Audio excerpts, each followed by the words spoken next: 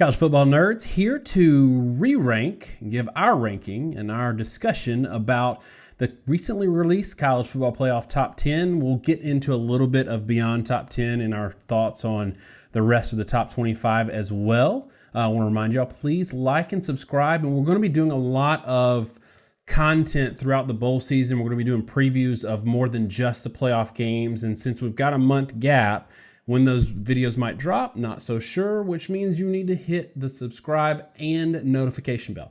That'll let you know when something drops, especially if it's not on the scheduled Monday. Also want to plug a little pet project of mine. I'm going to use this airtime a little bit to talk about that. I have launched a satire site, college football satire site called thesnapcount.com.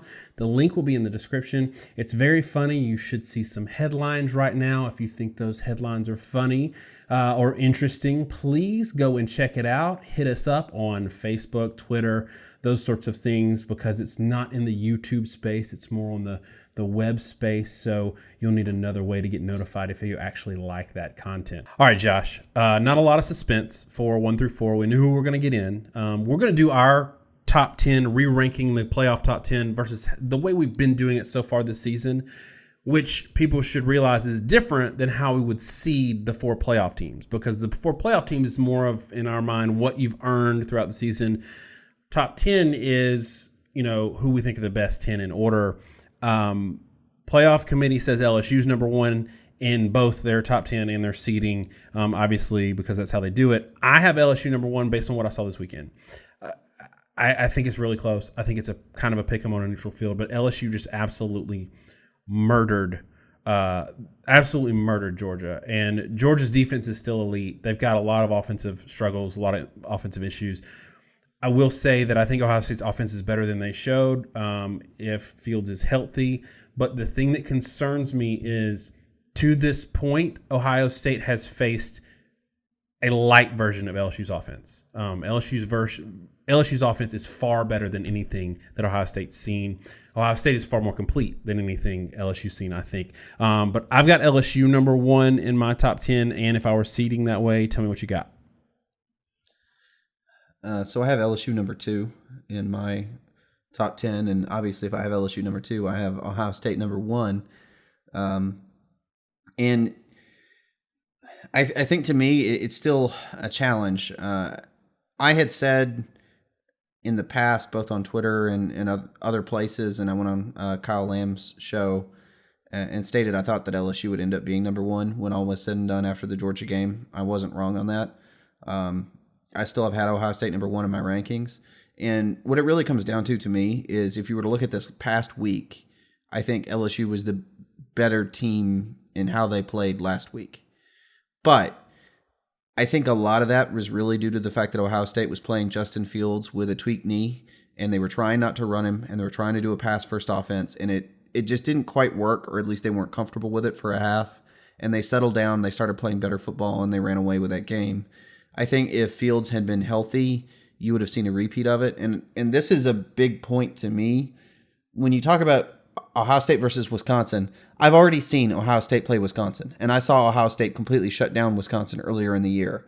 So I can actually safely say with data, I think Ohio State was really a better team than they looked in that game. They did actually come out flat, and I have a good reason to believe they came out flat and Wisconsin was more motivated.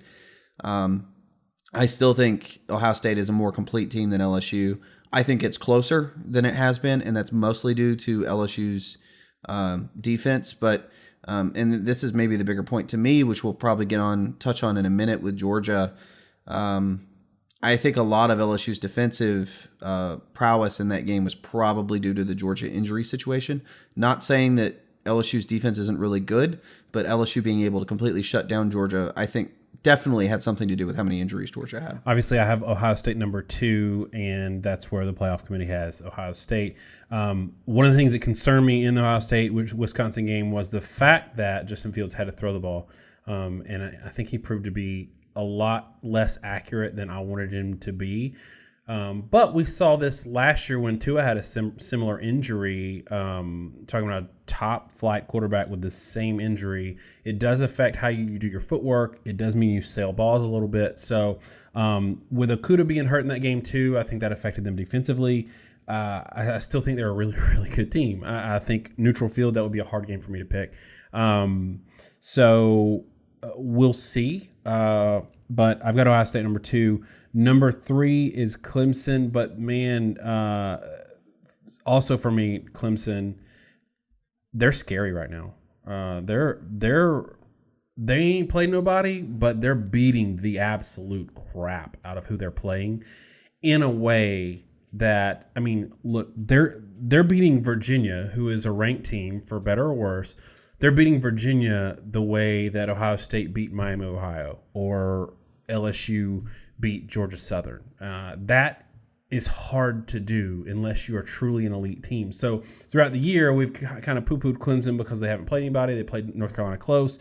But right now, I think the gap, 1, 2, 3, is 0. I think they're all right on the same. I think I saw an early line where Ohio State is like a 1.2, Clemson being a 1-point favorite based on who you look at. Tell me who you got. Same?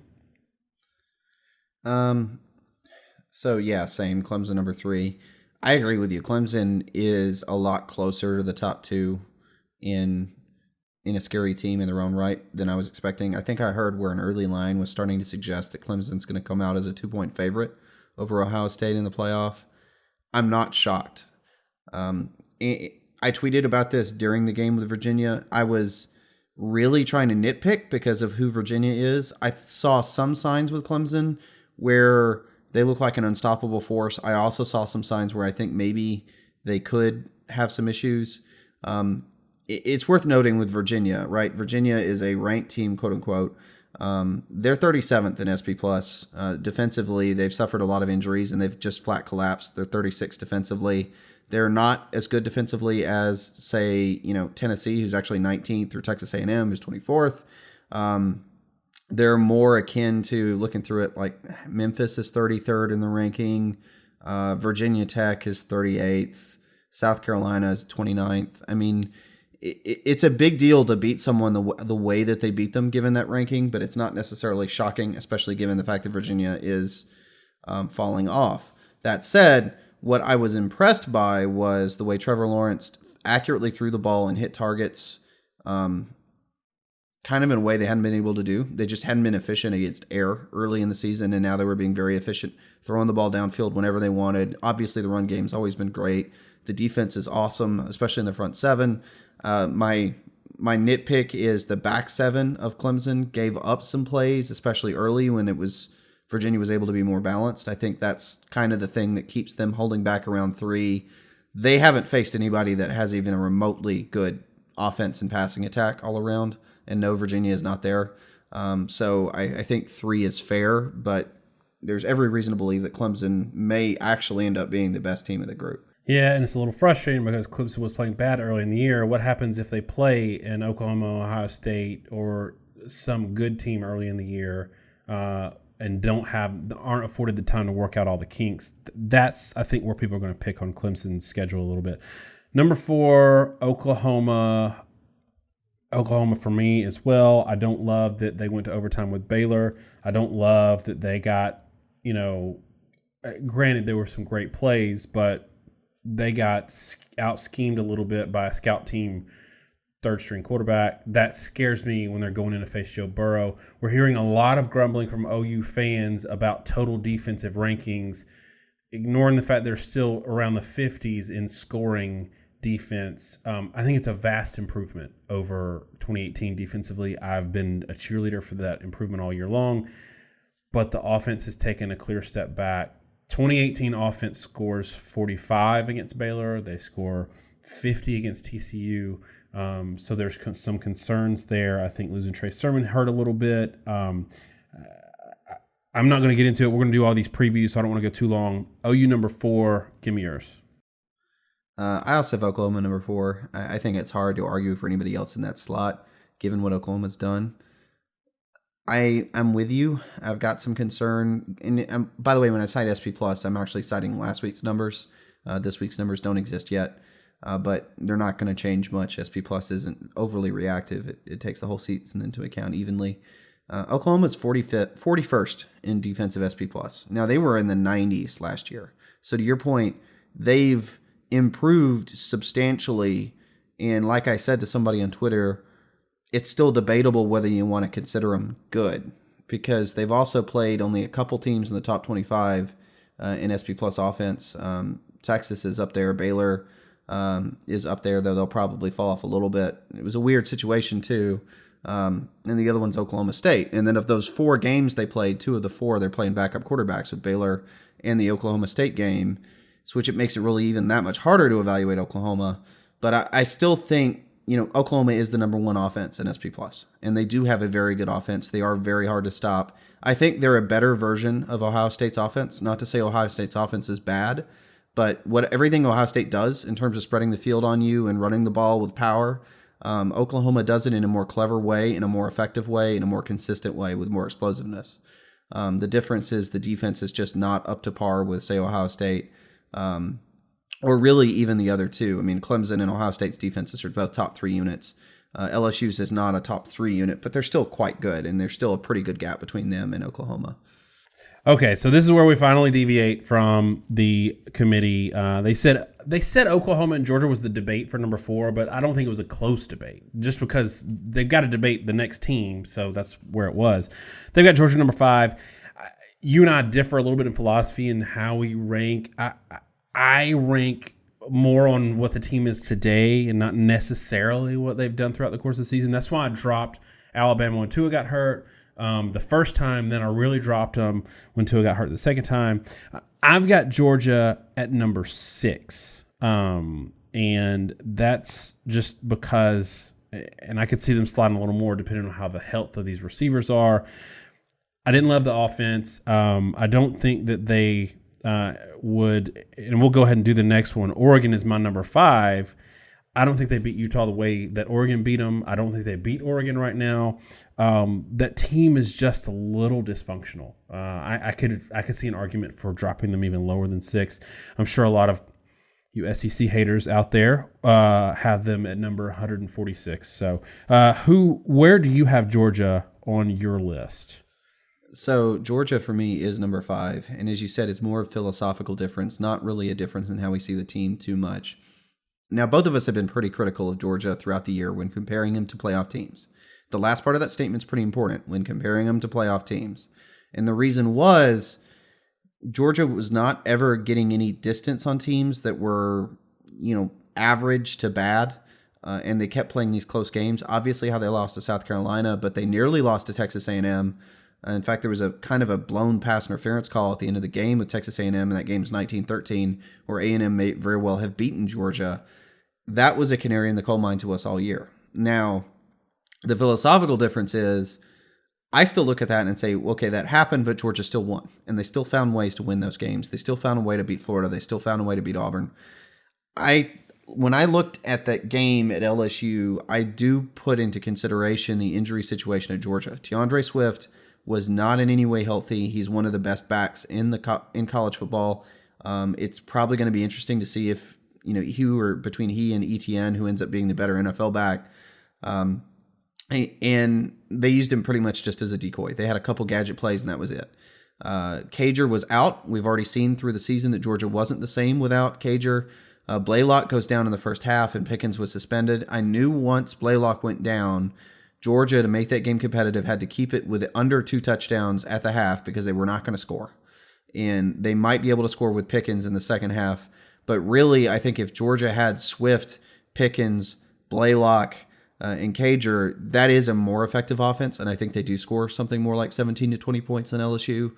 And philosophically, while I think right now with them being where they're at, and I don't know how the injury situation is going to turn out, and it's the same point I'll say with Ohio State, where I'm kind of not giving that much weight to the knee injury with Fields because I think that's a really big impactful thing. I do think Georgia throughout the season has shown that when they were actually healthy, they were able to put teams away and win tough games, and I think they would have done that with a lot of schedules. So the philosophical difference to me really is how Georgia was able to win throughout the season. They showed they could win throughout the season. Not so much how I think they are right now and how they played last week, because I don't think they played like the 5th best team in the country last week. And with those injuries, they are not the 5th best team in the country. Next, the committee has Oregon at number 6, and I already discussed that I have them at number 5. I know that's problematic for people who want intellectual consistency, and if you lost to someone, you can't be ranked behind them. But Auburn also lost other games throughout the year, and I don't know that Oregon loses to Florida. I think Oregon does better than 13 points against Florida, even on the road. I think they're playing really good football right now. I do think Utah is a better team than people want to give them credit. So the fact that Oregon stomped them was a big deal. I also will completely accept the argument that Oregon lost to Arizona State. It was a weird game. They still lost it.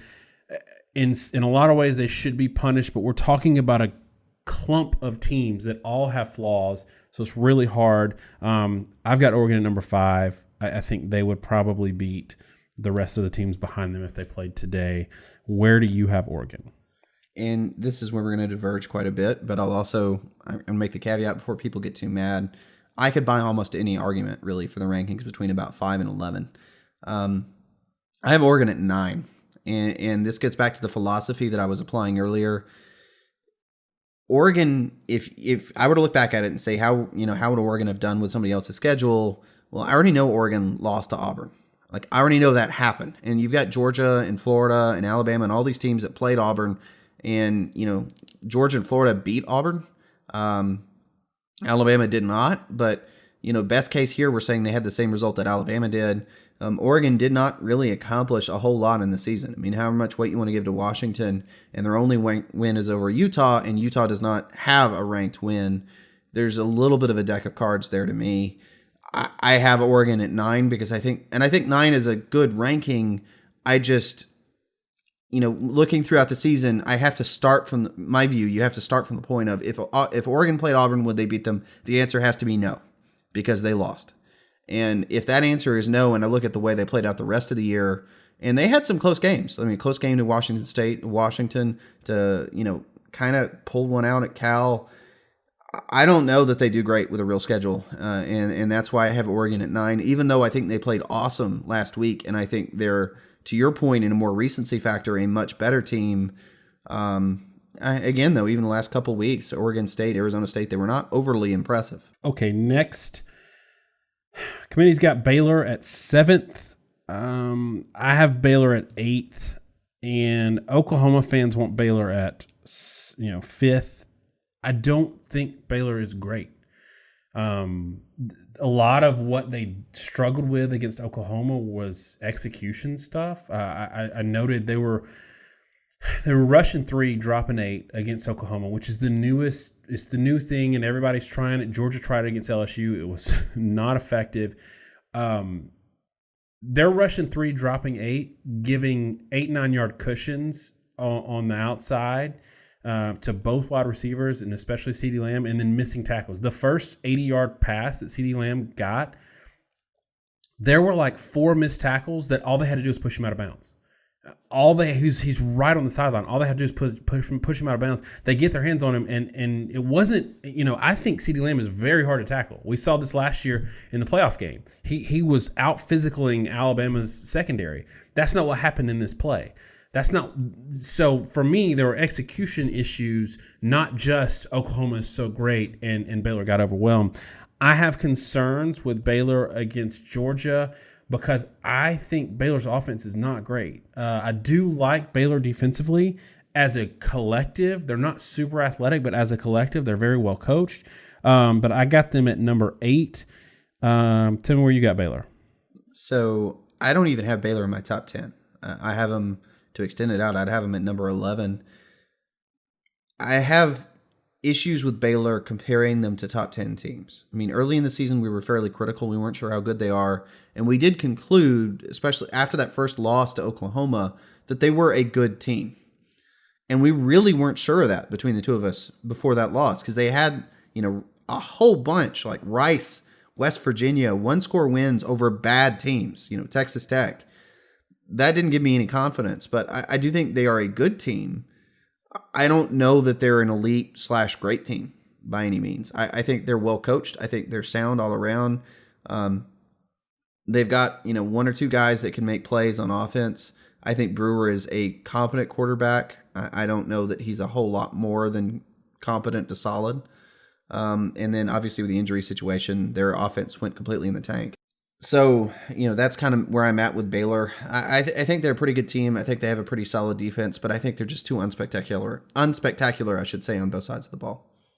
And Oklahoma fans are going to say, well, you've got Oklahoma at number 4, and Baylor played them down to the wire both times. But I think it's fair to say that Oklahoma right now is ranked where they're at because of a season that they've earned, and they have an offense that on any given day could really click. It didn't really click either time against Baylor, and maybe Baylor's got something to do with that. Next, we've got Wisconsin from the committee, and this one I don't understand.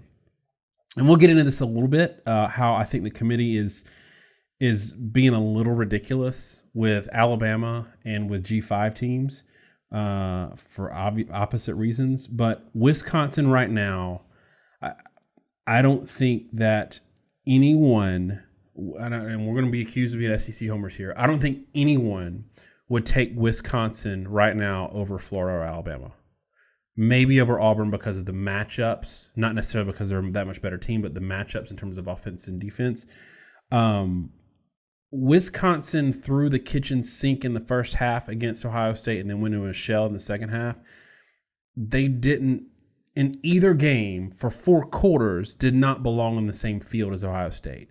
There are a number of teams that I think Ohio State could play in the top 10 that could show that would still lose. I still think Alabama loses to Ohio State. I still think Florida loses to Ohio State. But I don't think they would be so outmanned that they have to have a couple of fluky plays just to score.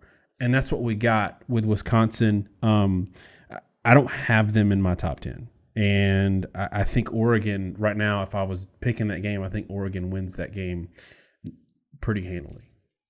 So I have Wisconsin at 10. I have a lot of the same concerns you do, but what it comes down to me, when you're looking at these teams in different conferences, and especially given the isolation, I think Wisconsin's a better team than Baylor, personally. I think if Wisconsin played Baylor today, I would be picking Wisconsin. I think their defense is at least as good as Baylor's. I think offensively, in the passing attack, I think they're probably, like with Cephas, they are at least as explosive as Baylor, which isn't to say that that's a ton, but then they've got an awesome running back in Jonathan Taylor to sort of complement all that.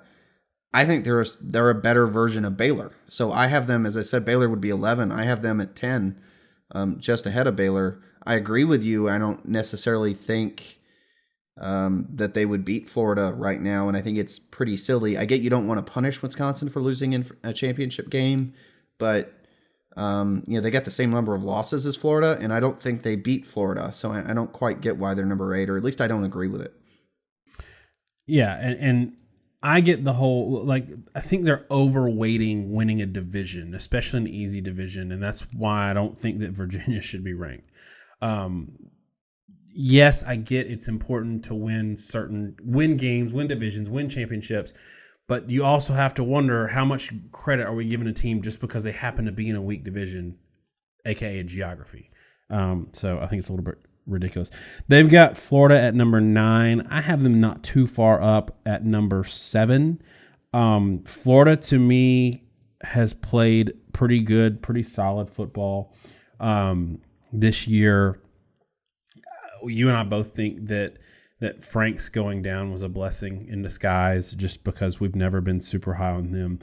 I'm higher on Florida's defense than you are. I think I hate that I didn't interject last time when you said you were worried more about Florida's defense as much as Alabama's defense. I think that's preposterous because they do have a common opponent, a couple of them. So I've got Florida at number 7. Tell me where you got them. I have Florida at actually number 6, right behind Georgia.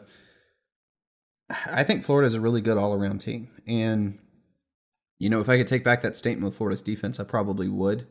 I thought Alabama's defense was coming around, and maybe they were and maybe they weren't. But what I saw in the Auburn game did not in any way impress me.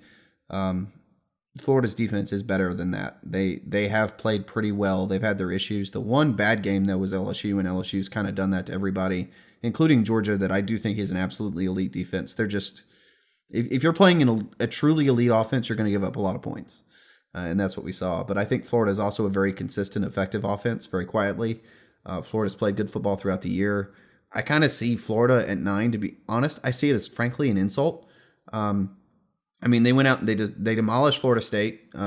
They've pretty much handled their business all year. I mean, they opened with a not what now looks like a not great win over Miami, but Miami was playing better football when I think they cared in the opener, and they were a little bit healthier.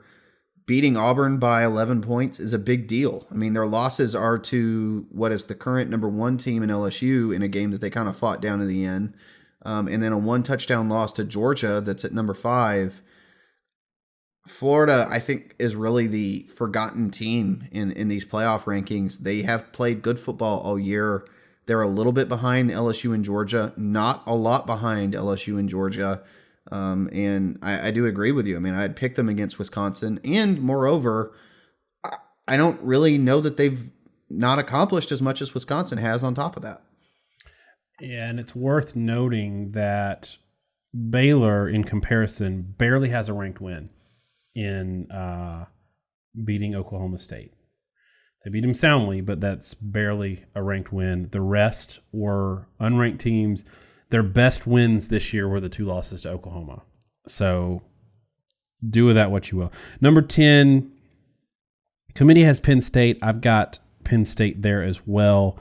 I could see an argument for Penn State being in the 13-14 range. I can't see an argument for Penn State being way up from 10. But I've got them at 10. I think they're a solid team athletically. I still have a lot of concerns with them at quarterback. I have concerns just in general about that team against an elite team. The sad thing is we won't know because they're playing a Memphis team that I'm not super high on in terms of being a Cotton Bowl contender, playing probably the second best team in the Big Ten. It's one of those, I hate some of these bowl lock-ins because a lot of times we're left at the end of the year with knowing nothing. I would love to see Penn State, at least with Wisconsin, we'll know because they play Oregon. Maybe we'll know a little bit, but it's tough. And it's also tough that we don't have better number 2s and number 3s in the Pac-12 and the ACC. The other 3 Power 5 conferences are kind of doing their part to put at least good teams at the top out. So I've got them at 10. Tim, where you got them? So I would not have Penn State in my top 10. I'd have them about 12. I'm with you on the Memphis point. And, 10th through 12th is not a big drop. These teams are all pretty closely put together. I've talked about this before. The weird thing with the playoff rankings to me really is Iowa and where you slot Iowa, because a lot of how you evaluate the Big Ten teams this year hinges on counting Iowa as a really significant win. And I think the difficulty in it is that these teams are all really clumped. Now, Iowa, their one ranked win is over Minnesota. Their claim to fame really is playing Michigan, Penn State, and Wisconsin close. And with Penn State, you get the loss to Minnesota and the loss to Ohio State, and then a win over Iowa, Michigan, and the Michigan. It kind of goes in this big loop. So these teams are all kind of have to be, based off your eye test, put somewhere in a big clump because they're all clearly able to sort of beat each other. And whether that beats anybody above them or below them is really hard to say. And I think it's a shame that Penn State's playing Memphis because it makes it that much harder to evaluate. I think the real metric here for that group of teams, watch as I segue, is the team that I don't have listed, or the team that was not in that top 10 from the college football playoff rankings. I'll go ahead and give them, and that's my number 7, Alabama, that has to go out and play Michigan in the bowl. That game, I think, is going to be pretty telling in a lot of ways because we saw Alabama lose to Auburn. We saw them play tough and lose to LSU. We already have the Georgia-Auburn data point. How Alabama does in that game, I think really, and that's going to say a lot for how that clump of SEC teams really ought to be compared to the clump of Big Ten teams. And you have, with LSU playing Oklahoma, you don't have the data point with Ohio State. It's really in a separate group anyway. It's going to be a little bit of an interesting benchmark to me because I do think personally that the SEC clump's ahead of the Big Ten clump, frankly. I think Ohio State is at the very top. But I think that SEC clump is closer to LSU than the rest are to Ohio State, and that showed up in the scoreboard when those teams all played. That's just my opinion. But I think, I do think Alabama maybe is a little bit better than Auburn.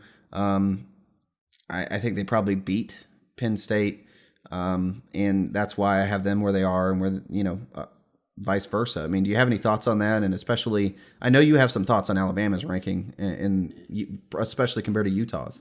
Yeah, I have Alabama number 9, and this to me, and we can get into this. To me, I think that the committee is saying, okay, once you don't have to deal with Alabama in the top 4, then it opens the door for the committee to say, look how non SEC favoritism we are, and they're fighting this narrative that the SEC, which I think is ridiculous.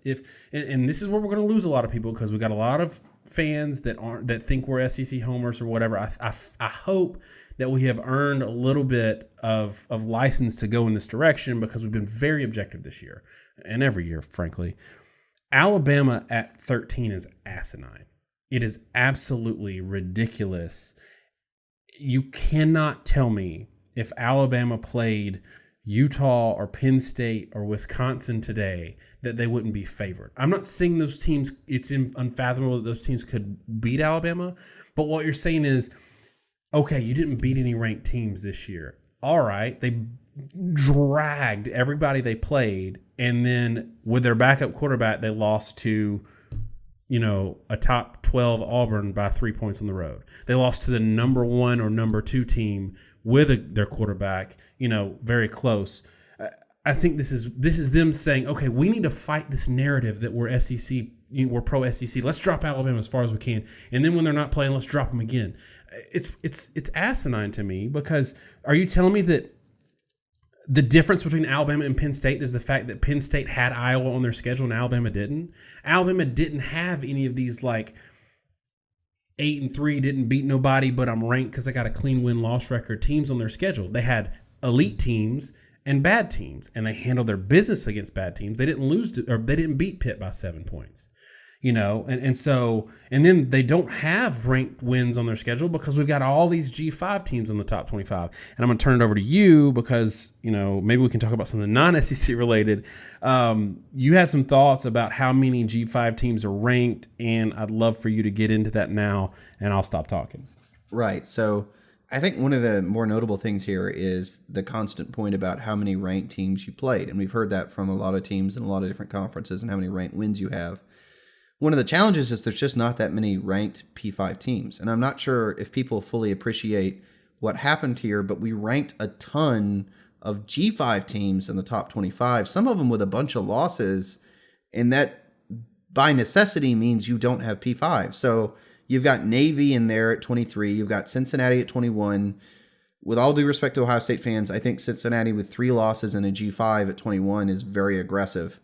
Appalachian State at 20, Boise State's at 19, Memphis is at 17, and then Notre Dame, who you can or can't say is a P5, but regardless, they're at 15. What that is that's 5 teams, all right? 1, 2, 3, 4, 5, actually 6 if you count Notre Dame, that have to occupy spots in the top 25. So you only have 19 Power 5 conference teams that get to be ranked because of that.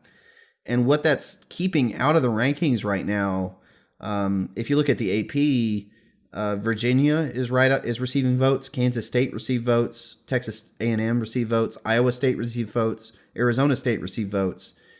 Those teams all might be ranked if you ignore the G5. And when we do this ranked versus not ranked thing, we kind of draw this hard line and say we're not going to count anybody past this point. But I think what it's done is it's made us a little too quick to say they have ranked wins or don't have ranked wins. And let's be clear, when we talked about Alabama, it's Alabama's 13 and Utah's 11.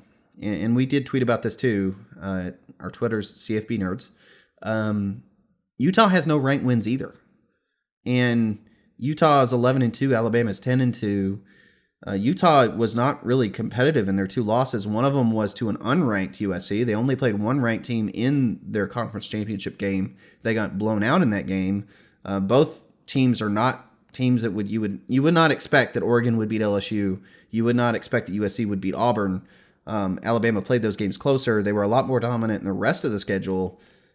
I really think the committee was looking more heavily there, honestly, at the fact that Utah was a division winner, I think they're really big in not punishing the teams that lost their conference championship games. But I think it's silly when you consider some of the other factors, like Alabama can't be ranked higher because of the lack of ranked wins.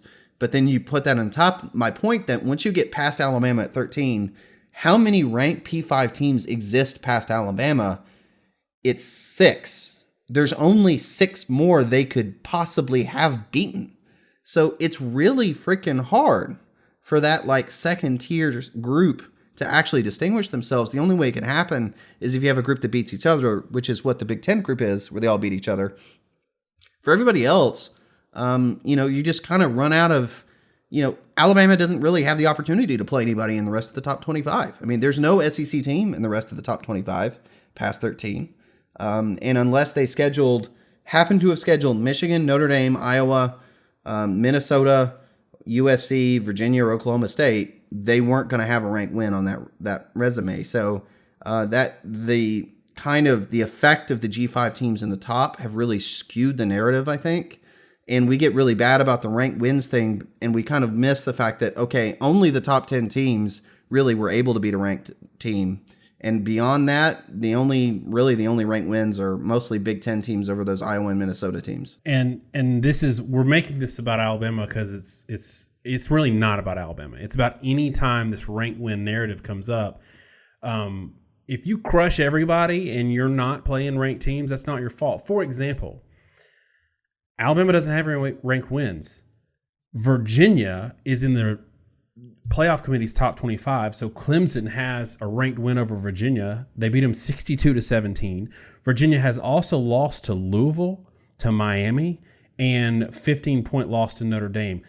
But that's a ranked win for Clemson. So you're saying, well, Alabama doesn't have any ranked wins. Do we really think Alabama wouldn't drag Virginia up and down the street? Do we really think if a Ohio State, like last year, like not as good Ohio State as this year, played Virginia, and that was their only opponent that was, they didn't have any ranked wins, they wouldn't just drag this Virginia team? Of course they would. That's why I hate the rank win thing, or you have played so many teams with a winning record in the Power 5. This stuff is ridiculous. To further your point, App State, currently ranked. Let's see where they're ranked. They are in the committee's ranking, they're number 20. AP, they're number 20. App State played Louisiana twice this year, beat them both times by 1 score. App State's out-of-conference game with their P5 game with South Carolina, beat them by 5 points. Louisiana's P5 game was Mississippi State, lost by 10 points. Mississippi State is one of the worst teams in the SEC. Outside of Arkansas, they're like the worst team in the SEC West. Alabama killed them. Auburn beat them like 51-20. Like, they're not a good team, and they destroyed Louisiana. That Mississippi State team, who is absolutely terrible and nowhere near the top 25, would absolutely be ranked, would 100% be ranked if they had Louisiana scheduled. And that's where I get frustrated. I think we're trying to do a thing to help the G5s, but it's not being honest. It's patronizing, really, and it's hurting. And I know nobody's going to cry for Power 5 teams, but it's hurting the perception of these other teams. Because if your big win, your 1-score win over South Carolina keeps you ranked, and it's 5 points or 3 points or whatever they beat them by, that's ridiculous. If Alabama goes out and beats South Carolina at the end of the year by 5 points, people are killing them for it. So that's all I've got on that. I guess we've lost everybody that's not a fan of an SEC team at this point. Anything else on these rankings? The one team that I didn't talk about, we can throw it in the graphic earlier so people know it exists, but it'd be Auburn at number 8. We never really touched on it. It's probably controversial that I have Alabama at 7 and Auburn at 8. But again, it goes back to my philosophy looking at the whole season. I think Alabama for most of the season would be a team that beats Auburn. Alabama at the end of the season is obviously not a team that beats Auburn. And that's the challenge. And like I said, I think you have to give credit for the fact that Auburn would beat Alabama because it happened, but I also think Alabama might actually beat Georgia if they played, might actually beat Florida. So I got that clump: Georgia, Florida, Alabama, Auburn, all in a row from 5 to 8. And it really comes down to the fact that I really think that group of SEC teams is just better than the group of Big Ten teams. It's just my opinion. But it's all really hard to say. And again, the problem is that you've got like 4 or 5 teams at the top of the SEC, 4 or 5 teams at the top of the Big Ten, 1 or 2 teams in the other conferences, and that's it. And nobody else is really overly competitive with that group. And none of them are playing each other. Right. They weren't playing each other. So it makes it really, really hard to evaluate beyond that point. And, we'll probably have more discussions about bowls, but I think that's kind of the long and short of it. All right, y'all, that's it for our discussion of how we would re-rank the College Football Playoff Top 10. Remember to keep an eye out for us throughout the bowl season. We're going to be putting out content. It's our last big chance to get y'all some content before you start ignoring us through the offseason. And keep an eye out this week. We are going to have a discussion on just the high-level initial thoughts on the matchups. We're going to do previews for these games later in the bowl season, but just a quick kind of summary reaction, initial reaction on some of these bowl games and obviously the playoffs. Thanks so much, y'all. Have a great week, and God bless.